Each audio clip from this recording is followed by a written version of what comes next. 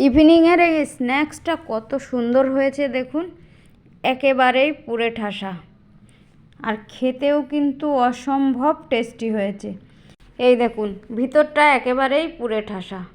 আসসালামু আলাইকুম, লিলির রান্নাঘরে সবাইকে স্বাগত।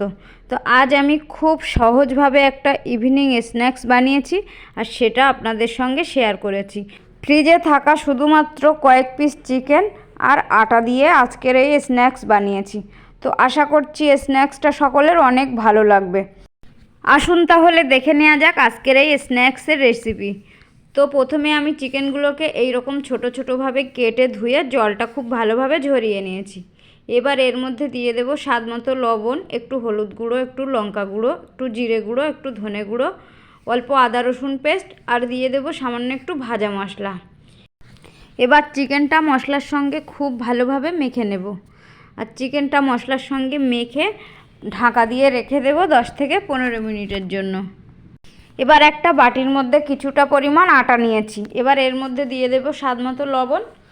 এবার অল্প অল্প জল দিয়ে আমি ডো মেখে নেব, আর এখানে নর্মাল টেম্পারেচারের জলটাই ব্যবহার করেছি। আর এই ডোটা রুটি পরোটার ডো যেভাবে মাখা হয় ঠিক সেভাবেই সফট করে মেখে নিতে হবে। তো ডোটা আমার মাখা রেডি হয়ে গেছে। এবার এই ডোটাকেও আমি ঢাকা দিয়ে রেখে দেব 10 থেকে 15 মিনিটের জন্য।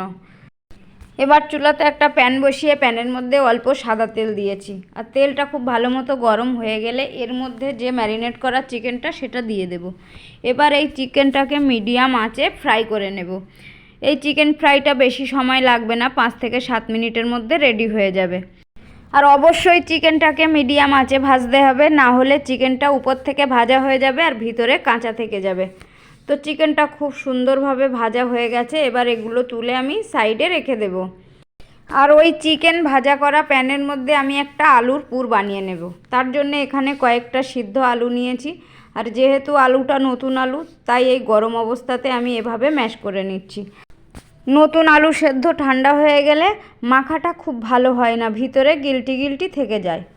তো এবার এর মধ্যে দিয়ে দিচ্ছি স্বাদ মতো নুন, হলুদ গুঁড়ো, জিরে গুঁড়ো, ধনে গুঁড়ো, আর কিছুটা কুচনো পেঁয়াজ। এখানে 2টো পেঁয়াজ আমি খুব মিহি করে কুচিয়ে নিয়েছি। দিয়ে দেব কিছুটা কাঁচা লঙ্কা কুচি, আর ঝালটা যে যার টেস্ট অনুযায়ী কম বেশি করে দিয়ে নেবেন। আর দিয়ে দেব কিছুটা ধনেপাতা কুচি। এবার এই সমস্ত কিছু দিয়ে আলুটা খুব ভালোভাবে মেখে নেব। আর এখানে একটু চিলি ফ্লেক্সও চাইলে আপনারা ব্যবহার করতে পারেন। এবার সুন্দর কালারের জন্য সামান্য দিয়ে দিলাম কাশ্মীরি লাল মির্চ পাউডার। এটা দেওয়ার পর আবারও আলুর সঙ্গে খুব ভালোভাবে মেখে নেব। তো আলুর পুরটা খুব ভালোভাবে মেখে রেডি করে নেওয়া হয়ে গেছে, আর দেখুন কালারটা কত সুন্দর লাগছে। আর ততক্ষণে ডোটাও রেস্টে রাখার 15-20 মিনিট হয়ে গেছে, আর অনেকটাই সফট হয়ে গেছে। এবার এখান থেকে ঠিক এভাবে রুটির মতো করে লেচি কেটে নেব। আর সমস্ত লেচিগুলো কেটে নেওয়ার পর একটা করে লেচি নিয়ে আমি রুটি বেলে নেব। আমরা যেভাবে রুটি খাই ঠিক সেভাবে। আর বেলার সময় একটু খেয়াল রাখতে হবে এই রুটিটা খুব বেশি পাতলা হবে না, রুটিটা একটু মোটা করে বেলে নিতে হবে। তো দেখুন একটা রুটি বেলে নিয়েছি, আর ঠিক একইভাবে সমস্ত রুটিগুলোকে বেলে নেব। আর রুটি বেলার পর একটা রুটির উপরে কিছুটা আলুর পুর ঠিক এভাবে বিছিয়ে দেব। আর আলুর পুরটা আমি একটু মোটা করেই দিয়ে নেব। আলুর পুর দেয়া হয়ে গেলে এর উপর থেকে ওই ফ্রাই করে রাখা চিকেনটাকেও ঠিক এভাবে দিয়ে দেব, ঠিক যেভাবে পিৎজা সাজানো হয় সেই রকমভাবে। চিকেনটা দেয়া হয়ে গেলে এবার রুটির চারো সাইড থেকে এভাবে জল লাগিয়ে দেব। আর জল লাগানো হয়ে গেলে এবার উপর থেকে আরও একটা রুটি বসিয়ে দেব। রুটিটা বসানোর পর চারিদিক থেকে এভাবে একটু ভালো করে চেপে দেব, যাতে রুটিটা খুব ভালোভাবে সিল হয়ে যায়, ভাজার সময় কোনোভাবে খুলে না যায়। রুটিটা এভাবে চেপে সেট করে নেওয়ার পর বাড়তি অংশটা ঠিক এভাবে চাকু দিয়ে কেটে বাদ দিয়ে দেব। আর সাইডের এই অংশগুলো অবশ্যই কেটে ফেলে দেব না, পরে রুটি বানিয়ে নেব। তো দেখুন একটা স্ন্যাক্স রেডি হয়ে গেছে পুরোপুরি। এবার এই স্ন্যাক্সটা আমি তেলে ভেজে নেব। তো চুলাতে প্যান বসিয়ে প্যানের মধ্যে বেশ কিছুটা পরিমাণ সাদা তেল দিয়েছি, আর তেলটা মিডিয়াম গরম করে নিয়েছি। আর চুলার হিটটাকে অবশ্যই মিডিয়াম আঁচে রাখতে হবে। আর এই স্ন্যাক্সটা তেলের মধ্যে দেওয়ার পর কিছু সময় রেখে দিতে হবে, একটা সাইড খুব ভালোভাবে হয়ে আসা পর্যন্ত। আর একটা সাইড একটু বেশ শক্ত হয়ে এলে এবার ঠিক এভাবে সাবধানে উল্টে দিতে হবে। আর এইভাবে উল্টে পাল্টে একটু সময় নিয়ে বেশ লালচে করে ভেজে নিতে হবে। আর এইভাবে স্ন্যাক্সটা একদিন বানিয়ে দেখুন, এই স্ন্যাক্সটা বাচ্চারা কিন্তু খুবই পছন্দ করবে, খেতে অনেক টেস্টি হয়।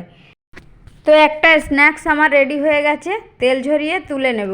আর দেখুন বন্ধুরা, দেখতে কতটা লোভনীয় হয়েছে।